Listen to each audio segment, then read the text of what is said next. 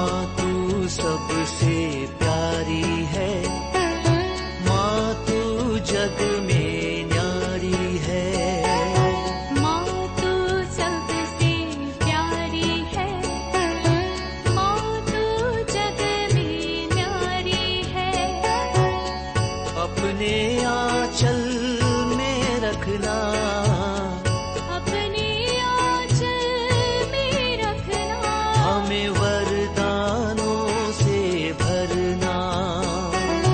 माँ तू सबसे प्यारी है, माँ तू जग में न्यारी है।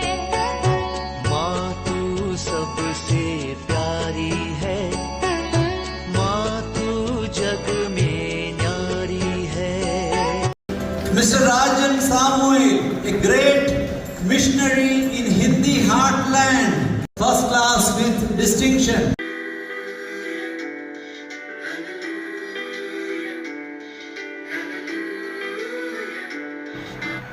पिता, पुत्र और पवित्र आत्मा के नाम पर आमेन। आप सबों को जय यीशु। आज हम लोग एक महान पर्व मना रहे हैं, प्रभु ईसा मसीह का मंदिर में समर्पण करने का।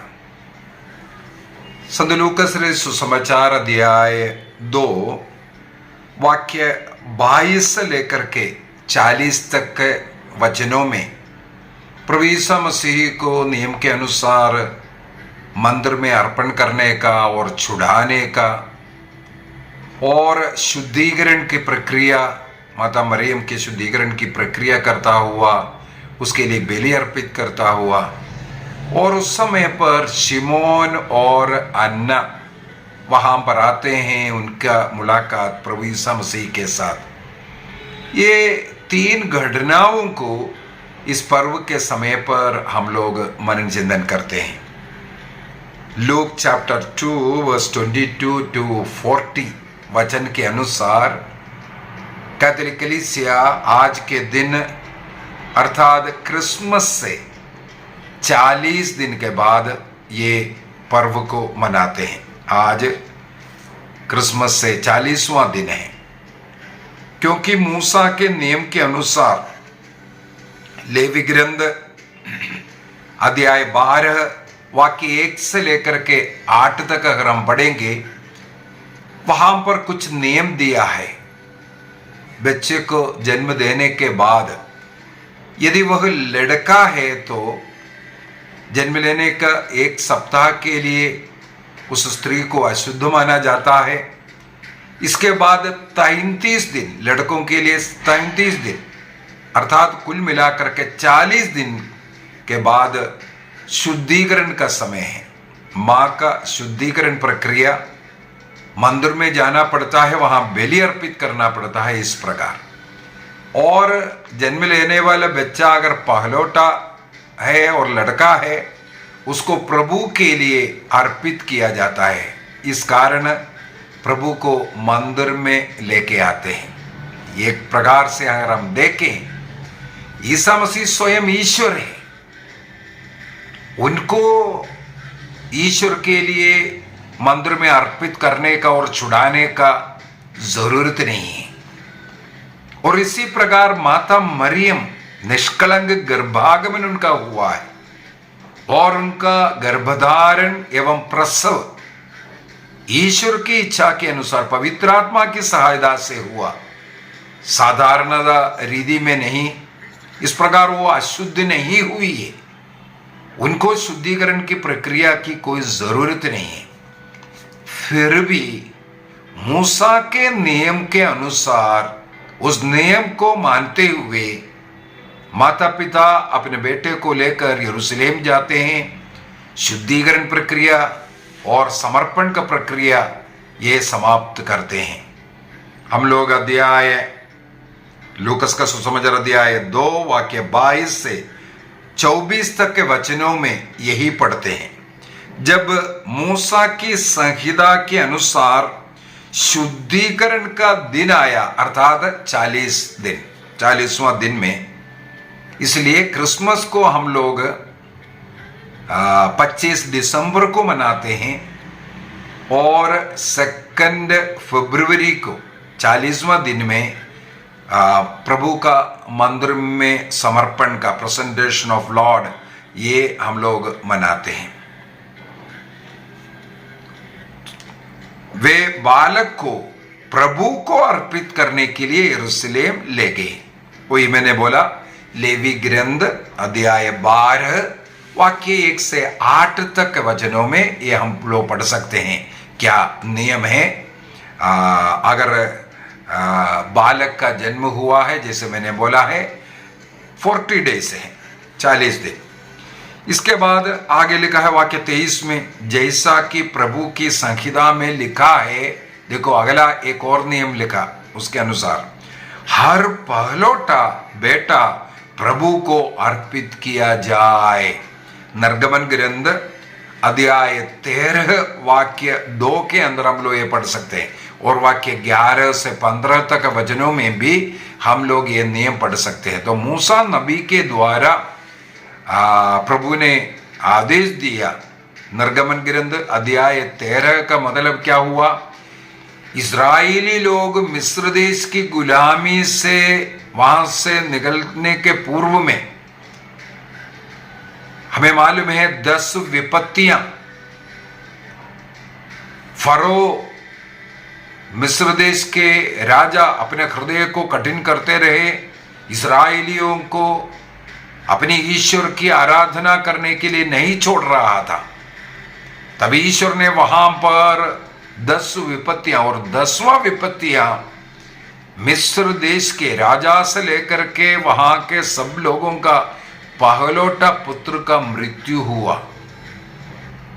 केवल इस्राएलियों का संतान बच गया। प्रभु ने उन्हें बचाया। उसको स्मरण करते हुए ईश्वर ने कहा, अब इस्राएल का जितने भी पहलौठा बेटा है, चाहे वो मनुष्य का हो, चाहे जानवर का हो, चाहे पक्षी का हो, वो पहलौठा ईश्वर का है। क्योंकि ईश्वर ने इस्राएलियों पर करुणा दिखाया, दया दिखाया। जिस प्रकार मिस्र देश के साथ उन्होंने जो कठोरता दिखाया, वो इस्राएलियों के साथ नहीं किया। इसलिए प्रभु ने कहा मेरा है पहलौठा। तो ये निर्गमन ग्रंथ अध्याय 13 वाक्य 2 के अंदर हम लोग पढ़ने के लिए मिलेगा, और 11 से आगे भी इसका वर्णन किया हुआ है। और आगे वह 24वां वाक्य क्या कहते हैं? और इसलिए भी, और आगे और है कि वे प्रभु की संहिता के अनुसार, देखो एक और संहिता, इसका मतलब यहां पर बार बार 3 बार प्रभु की संहिता, प्रभु की संहिता, प्रभु की संहिता। और उस प्रभु की संहिता के अनुसार ईसा मसीह के माता पिता माता मरियम और संत योसेफ ने उसी संहिता के अनुसार कार्य किया करके, अभी पुत्र को अर्पित करने के बाद वो पुत्र को छुड़ाने का एक तरीका है। अमीर व्यक्तियों के लिए क्या बलि अर्पित करना है, गरीबों के लिए जो भेड़ों को नहीं अर्पित कर सकता, तो उन लोग छुड़ाने के लिए, अपने पुत्र को छुड़ाने के लिए पंडुपों का एक जोड़ा या कपूत के 2 बच्चों को दे करके छुड़ा सकते हैं। उसी प्रकार वाक्य 24 में लिखा है, प्रभु की संहिता के अनुसार पंडुकों का एक जोड़ा या कपूत के 2 बच्चों को बलिदान में चढ़ाना है। उसी प्रकार किया और छुड़ाया कर करके यहां पर लिख रहे हैं। गणना ग्रंथ नंबर्स अध्याय 18 वाक्य 15-16 में हम लोगों को ये पढ़ने के लिए मिलेगा, और साथ ही साथ लेवी ग्रंथ अध्याय 12 उसका वाक्य 8 में भी गरीब लोग पंडुकों के 2 एक जोड़ा या कपोत के 2 बच्चे समर्पण में बलिदान के लिए देना है करके लिखा है। तो ये कार्य करते हैं। यहां पर हम लोग देखते हैं 2 कार्य संपन्न हुआ। आदिम काल में माता मरियम का शुद्धिकरण का पर्व के नाम पर यह पर्व को माना जाता था, क्योंकि 40वां दिन को मना रहा है, शुद्धिकरण का दिन है, शुद्धिकरण का पर्व माना जाता था। लेकिन बाद में उस नाम को बदल करके ईसा मसीह को मंदिर में अर्पित करने का पर्व के रूप में मनाना शुरू किया। लेकिन हमें मालूम है जो इंग्लिश स्पीकिंग कंट्रीज में, यूरोप वगैरह में एक और नाम से, विशेषकर जो ग्रीक ऑर्थोडॉक्स चर्च के अंदर, इसको ना शुद्धिकरण का पर्व है ना प्रभु का मंदिर में अर्पित करने का पर्व के रूप में ग्रीक ऑर्थोडॉक्स चर्च वगैरह इसको हाइपा पेंडे नाम से मनाते हैं। हाइपा पेंडे का मतलब है ईसा मसीह के साथ शिमोन और अन्ना का जो मुलाकात, जो मीटिंग हो, उसी को हाइपा पेंडे कहते हैं। उस हाइपा पेंडे के रूप में इसको मनाते हैं। इसका मतलब यहाँ हम लोग देख रहा है 3 प्रकार का जो पर्व को मनाता हुआ। सबसे पहले शुद्धिकरण, माता मरियम का जो प्रसव के बाद 40वें दिन शुद्धिकरण प्रक्रिया बलि अर्पित करते हुए करना मूसा नियम के अनुसार अनिवार्य था, उसको। दूसरा, उस समय पर बालक यीशु को, जो पहलौठा बेटा है, उसको मंदिर में अर्पित करते हैं, ईश्वर के लिए अर्पित करते हैं और नियम के अनुसार चुड़ाते हैं। और तीसरा, इसके बाद उस समय पर पवित्र आत्मा से प्रेरित होकर के 2 व्यक्ति वहां आते हैं कि सिमोन, उनके विषय में वाक्य 25 से आगे हम लोग पढ़ सकते हैं।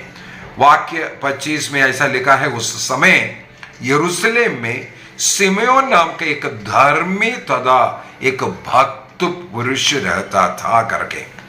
इस्राएल की सांत्वना की प्रतीक्षा में, अर्थात मुक्तिदाता की प्रतीक्षा में वह रहता था और उसे पवित्र आत्मा की प्रेरणा से सूचना मिली कि वो प्रभु मसीह को देखे बगैर, उस मुक्तिदाता को देखे बिना नहीं मरेगा। इसलिए वो बहुत बुजुर्ग व्यक्ति था और वो पवित्र आत्मा की प्रेरणा से इस प्रकार यरूशलेम मंदिर आते हैं। जब माता पिताओं ने ईसा मसीह को मंदिर में अर्पित किया, चढ़ाया, वो कार्य कर रहा था, वहां पर उन्हें वो मंदिर आते हैं पवित्र आत्मा के प्रेरणा से। और माता पिता और शिशु जो उनके लिए जो भी रीति संहिता के अनुसार जो विधियां संपन्न किया, तो अंदर आया तो सिमोन ईसा मसीह को अपने हाथों में उठा लेते हैं और हम लोग देखते हैं वहां कुछ भविष्यवाणियां करता हुआ।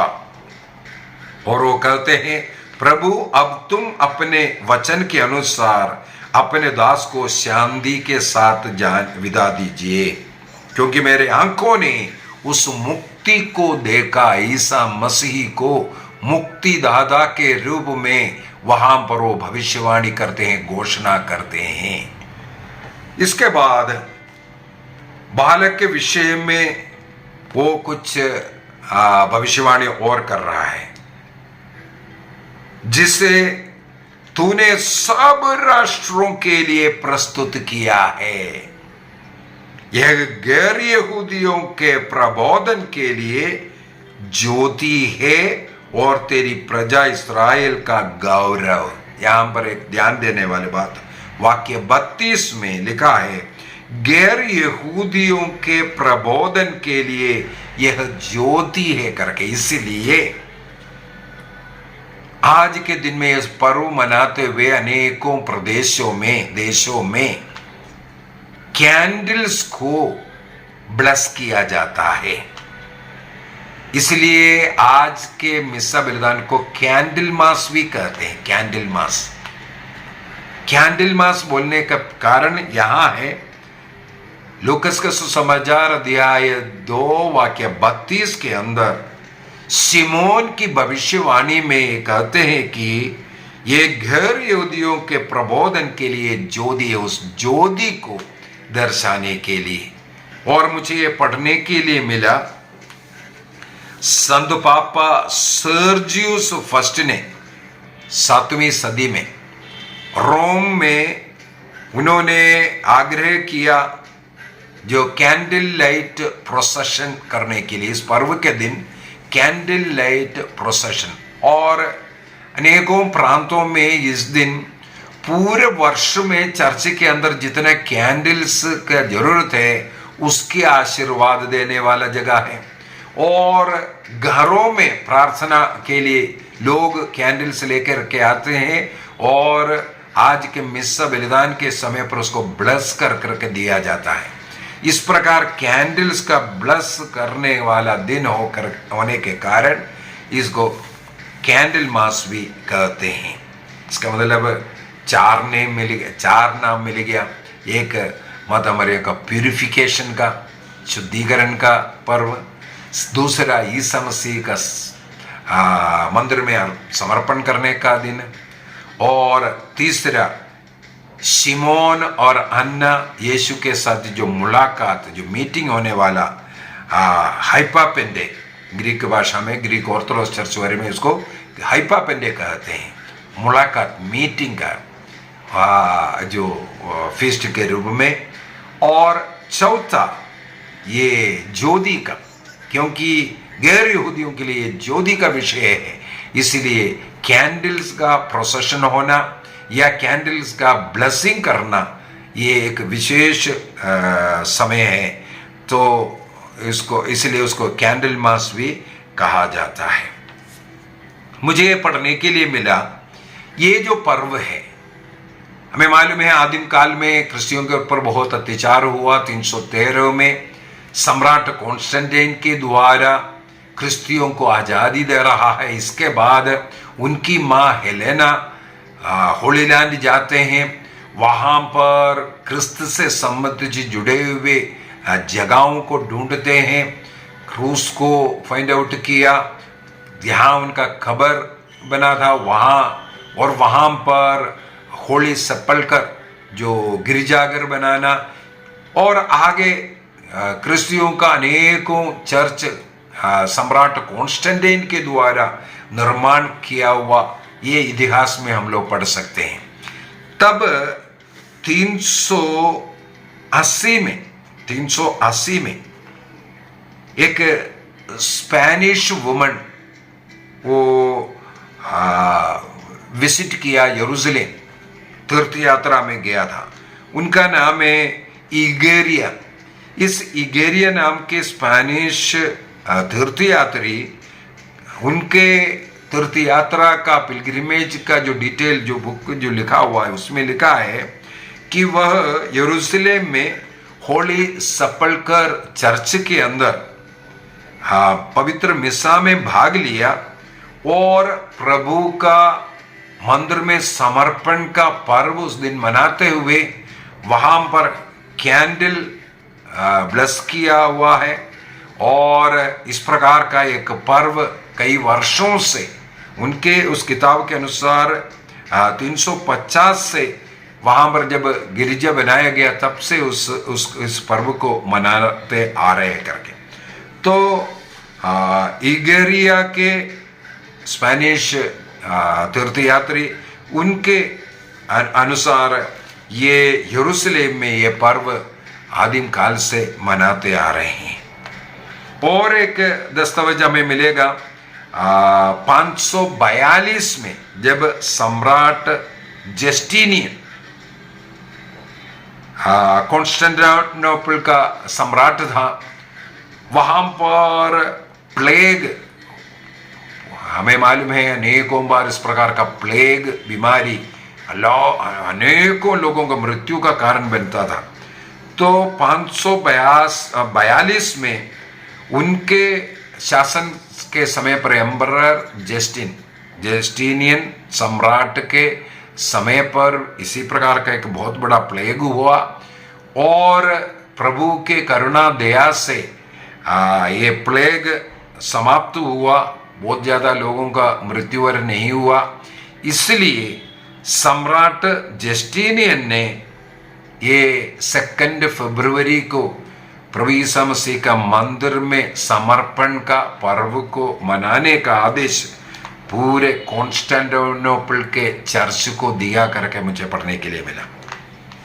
इसके बाद सर्जियस वन जो पोप है वो इस पर्व में कैंडल लाइट प्रोसेशन स्वयं रोम में करवाया और पूरे चर्च में इस प्रकार का प्रोसेशन करने का आदेश दिया, क्योंकि क्रिस्त संसार की ज्योति है, वो ज्योति सब लोगों को मिले इसके उद्देश्य से।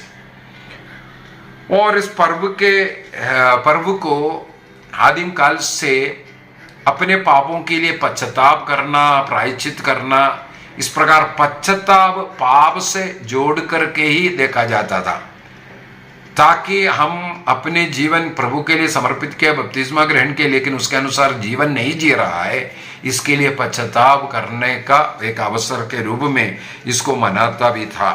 इसलिए जो वेस्टमेंट पुरोहित लोग पहनता था, हमें मालूम है पाप से जुड़ा हुआ, पश्चाताप से जुड़ा हुआ कलर है वायलेट कलर। तो वायलेट कलर को सेकंड वेटिकन काउंसिल के समय तक वायलेट कलर इस पर्व के लिए मनाता था, अर्थात पाप से जुड़ा हुआ, पश्चाताप करना, क्रिस्त की ज्योति में वापस आना, इस उद्देश्य से। लेकिन सेकंड वेटिकन काउंसिल के बाद इस पर्व को धूमधाम से मनाने के लिए और खुशी के साथ मनाने के लिए उस कलर को बदल करके वाइट किया। इसका मतलब है आजकल इस पर्व को मनाने के लिए वाइट कलर वाला वेस्टमेंट को पहना जाता है। संत पापा जॉन पॉल II ने अपने समय पर 1997 में इस पर्व को सभी समर्पित लोगों के दिन के रूप में घोषित किया, क्योंकि ईसा मसीह का मंदिर में समर्पण करना सभी क्रिस्त के लिए समर्पित लोगों का दिन के रूप में 1997 में घोषणा किया। World day of consecrated life बोल करके इसको जो है घोषित किया है। तब से आज के इस दिन को समर्पित लोगों का, समर्पण का, क्रिस्त के लिए अपने को समर्पण करने का जो पर्व के रूप में मनाते आ रहे हैं। तो ये है आज के इस पर्व के विषय में। आइए हम अपनी आंखें बंद करें। जिस प्रकार माता पिता ने नियम के अनुसार, मूसा के नियम के अनुसार माँ के शुद्धिकरण के लिए ईसा मसीह को मंदिर में प्रभु के लिए अर्पित करना और छुड़ाने का वो जो कार्य किया, हम लोगों के लिए एक उदाहरण है। ईसा मसीह ईश्वर है, उन्हें मंदिर में अर्पित करने की जरूरत नहीं था, फिर भी उन्होंने नियम का फॉलो किया। हमें भी ईश्वर का नियम का पालन करना है, नियम के अनुसार जीवन जीना है, नियम के अनुसार रोज घर में पारिवारिक प्रार्थना हो, नियम के अनुसार रोज हमें बाइबल पढ़ना, हर सप्ताह नियम के अनुसार इतवार के दिन को मनाना, चर्च जाना, मिसा में भाग लेना, नियम के अनुसार कम से कम महीने में एक बार पाप स्वीकार करना, नियम के अनुसार पवित्र जीवन जीना, विश्वासी जीवन जीना, स्वर्ग राज्य की प्राप्ति के लिए स्वर्ग राज्य के योग्य जीवन जीना।